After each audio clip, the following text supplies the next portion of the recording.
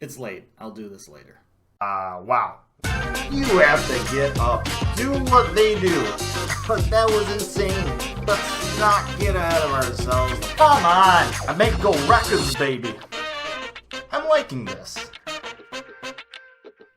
Hello and welcome back to the final Hawks recap video of this ridiculous season. My name is Clay. Thank you so much for tuning in.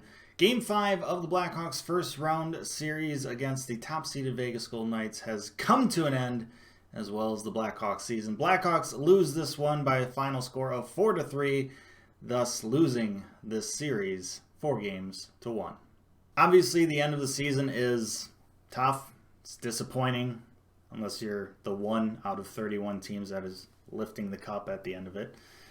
You always have this hope that the season will find a way to survive, to live another day. There's hope that, you'll win this game tonight, force a game 6, find a way to win that one, force a game 7, and then find a way to reverse sweep the Golden Knights. Despite the odds, despite what common sense tells you, there's that hope, right? And to hashtag shock the world, hashtag team chaos. There's that hope, and when the clock hits 0 and that hope is dashed, there's heartache. It sucks. You spend the entire year cheering this team on, despite the ups and downs, the mountains, the valleys. Just holding out hope that maybe things will turn around, maybe some things will go their way. And it was tough. It was tough this season. It was a poor start. There was expectations after the signings we had in the offseason, signing Robin Lehner, getting Calvin DeHaan in a trade, right? There were some expectations. We started the year in Prague, doing the Global Series, playing the Flyers, who turned out to be a really good team. It didn't seem like that going into the season, but ended up they're pretty darn good. But slow start for the Hawks to start the season, and that kind of just handicapped them the entire season. It seemed like they never really were able to recover, and then you get to a point where it's March and the playoff hopes are just slim to none, and then this pandemic hits, and the season is cut short at 70 games. And we're not playing the rest of the 12 remaining games of the season. We're missing 12 games from a hockey season that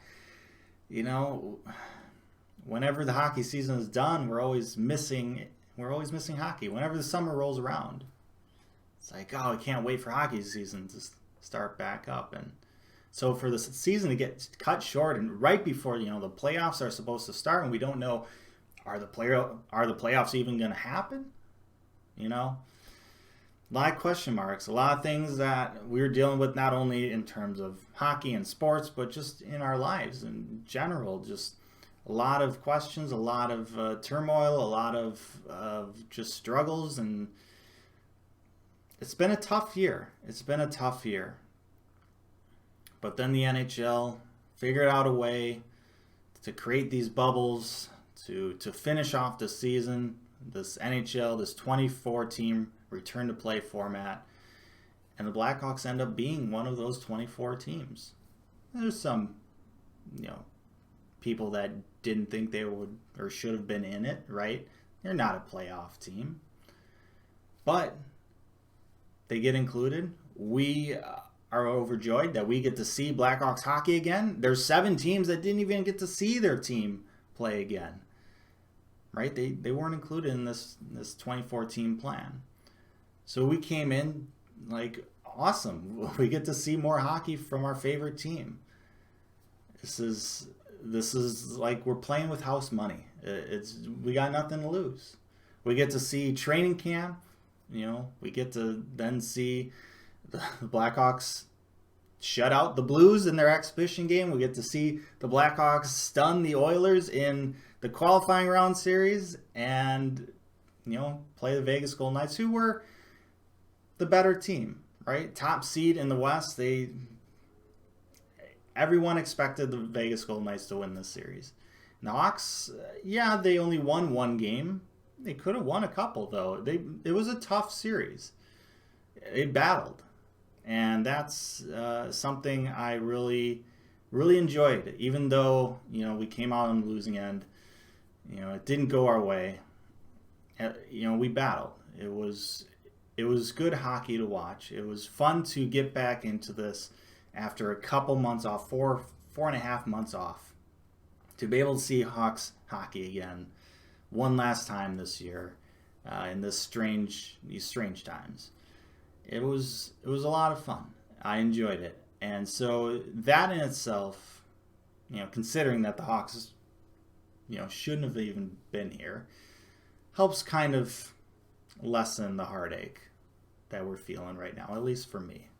And look, the Blackhawks had their chances, not only tonight, but in this series. Game 2 went into overtime. Crossbar away from, winning that game. Game 3, Fleury just stood on his head. Blackhawks had plenty of good chances to score and win that game. Now, Game 4, obviously, Crawford went Super Saiyan and was absolutely ridiculous. But Hawks had their chances in this series. They skated. I mean, they weren't better than the Vegas Golden Knights, for sure. But they had their chances. They created opportunities. They gave them a shot. They gave themselves a shot to win pretty much every single game. And then tonight, they go up 2-0 in the first period. That second goal, come on. Connor Murphy basically turning into Dennis Savard out there, giving the puck to Strome, who gives a cross crease to DeBrincat to score a goal. I mean, that was a play. That was ridiculous. That is a memory that we're going to take into this offseason that we can look back on. It's like, remember that goal? That was sick, right? Here's the thing. DeBrincat scoring that goal. He scored the empty netter in the last game. This is a good way for him to go into the offseason. He's feeling pretty confident. He's getting, his scoring touch back, even though they were fairly easy goals for him. Just seeing the puck come off his stick into the net, I really feel like he's going to have a bounce back year next year, whenever next year starts. And this is certainly a good way to kind of end this season here, to get on the board, get a goal in back-to-back games to finish the season. I think that's really big for DeBrincat. The Hawks looked good through the first 19 minutes of this game, and then the end of that first period, the goal that Pacioretty scores with half a minute remaining in the period, that was a turning point in this game. It was, it was one of those goals that, it sucks. It was just a bit of puck luck. It bounces off Tays. Crawford could do nothing about it. Finds Pacioretty's stick, and he has a wide open net. Nothing you can really do. But it really kind of got Vegas back into this game. And then the real bad part was when Vegas then scored about a minute into the second period. So a goal at the end of the first and then a goal at the beginning of the second to tie the game up. That was the turning point in this game.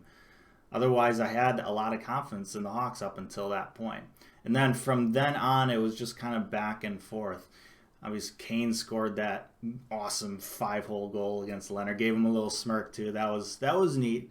But then, Vegas kind of just poured it on from then. Just kind of wore down the Hawks. The Hawks, they struggled to keep up. They didn't seem like they had the ability to really keep up with four lines that Vegas had, right? Hawks are double shifting a couple players out there.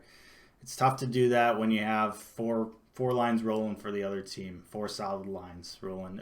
Vegas is a deep team, and they're going to wear down a team like the Hawks that just doesn't have that depth. Hawks power play, once again, 0 for 1. Not good. But then the penalty kill also fails to kill off a penalty. First time in 15 kills that they gave up a goal. Sucks to do it in this game. It was just a kind of a good play by Vegas. They had a little kind of box out in the middle to open up a passing lane, just cross-ice pass, one-timer, empty net pretty much. You look at all the goals that Vegas scored, I would say pretty much all of them, you can't really expect Crawford to really save any of them.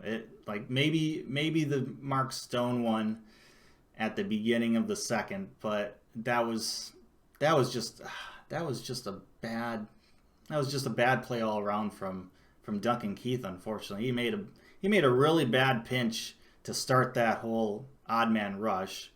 I don't know what he was doing in the neutral zone there, and then he just didn't really play great. He didn't tie up Mark Stone's stick, once he got back either. And That was unfortunate, but in the end, Hawks battled in the third period late. They had. Oh, I thought they were going to put it in at the end. They just that close, but they couldn't quite do it.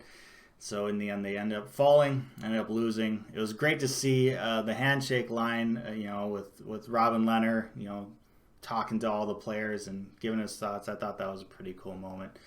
Sad to see the season end. Sad to see the guys heading off for the last time, but we've had some good moments, at least. Obviously, there's a lot of questions going into next season. Number one, when is next season, right? I think it's projected that they're going to try and start somewhere in December-ish, but we don't know. We got to get through these playoffs first and figure that out.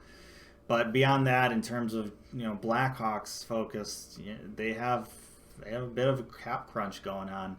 Salary cap's not going up; it's staying flat for the next few years because of this pandemic, and the Hawks are up against the cap because of it. And yeah, we got a couple guys to resign, like Jakubczak and Strome and possibly Kajula.